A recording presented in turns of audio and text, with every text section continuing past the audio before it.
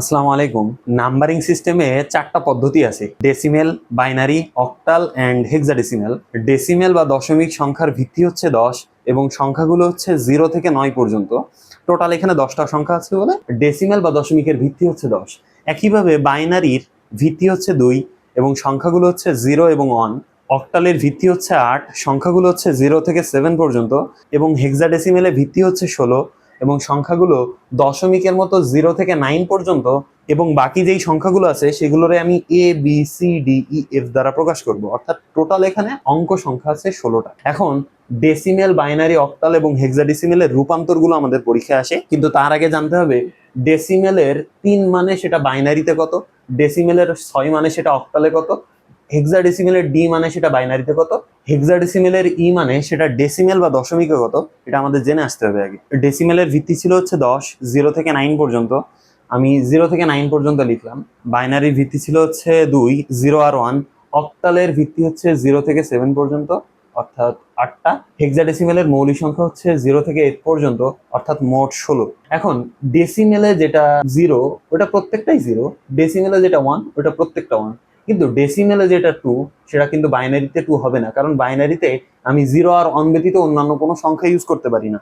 তাহলে 0 আর 1 ইউজ করার পরে এখানে এক অঙ্ক বিশিষ্ট আর কোনো সংখ্যাই নেই। যেহেতু এক অঙ্ক বিশিষ্ট সংখ্যা নেই, মানে আমার 2 অঙ্ক বিশিষ্ট সংখ্যাতে যেতে হবে।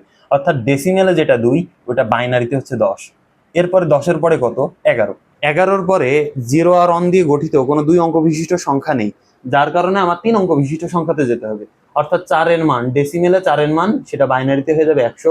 এরপরে 101-এর পরবর্তী সংখ্যা হচ্ছে 101। তারপরে 101-এর পরবর্তী সংখ্যা 110। কারণ কি? 101-এর পরে আমি 102, 3, 104, 105, 106 এগুলো কিছু ইউজ করতে পারবো না, কারণ বাইনারিতে 0 আর 1 ব্যতীত কিছু ইউজ করা যায় না। তাহলে সেই হিসাবে 101-এর পরবর্তী সংখ্যা হচ্ছে 110। এরপরে এটা 111, নেক্সটটা হচ্ছে 1000। 111 যখন পেয়ে গেছি, 3 অঙ্ক বিশিষ্ট আর কোনো সংখ্যাই নেই যেটা 0 আর 1 দ্বারা গঠিত হয়।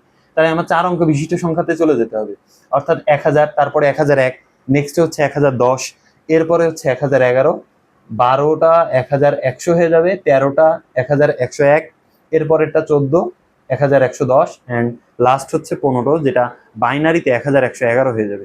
একইভাবে অক্টালে যদি আমি যাই, 0 থেকে 7 পর্যন্ত এটা ডেসিমেলের সাথে মেলবে, কারণ কি অক্টালে 0 থেকে 7 পর্যন্ত মৌলিক সংখ্যা ইউজ করা যায়। কিন্তু যদি আমি পরবর্তী সংখ্যা যাই, মানে ডেসিমেলের 8, এই অক্টালে হয়ে যাবে 10, কারণ কি 7-এর পরবর্তী কোনো সংখ্যা আমি ইউজ করতে পারবো না যেটা এক অঙ্ক বিশিষ্ট। অর্থাৎ আমার 2 অঙ্ক বিশিষ্ট সংখ্যায় চলে যেতে হবে। অর্থাৎ 2 অঙ্ক বিশিষ্ট সংখ্যায় যদি আমি চলে যাই, মানে 10 হয়ে যাচ্ছে। অর্থাৎ 2 অঙ্ক বিশিষ্ট সংখ্যায় চলে যেতে হলে আমাকে 1 আর 0 নিতে হবে। এরপরেরটা হবে 11, তারপরটা হবে 12, এরপরেরটা হবে 13, 14, 15, 16, 17। এইভাবে কন্টিনিউয়াসলি বাড়বে। আমি এখানে 17-এর পরবর্তী সংখ্যা নেব হচ্ছে 20, কারণ 1 আর 7 নেওয়ার পরে আমার এখানে 2 অঙ্ক বিশিষ্ট আর কোনো সংখ্যা নেই।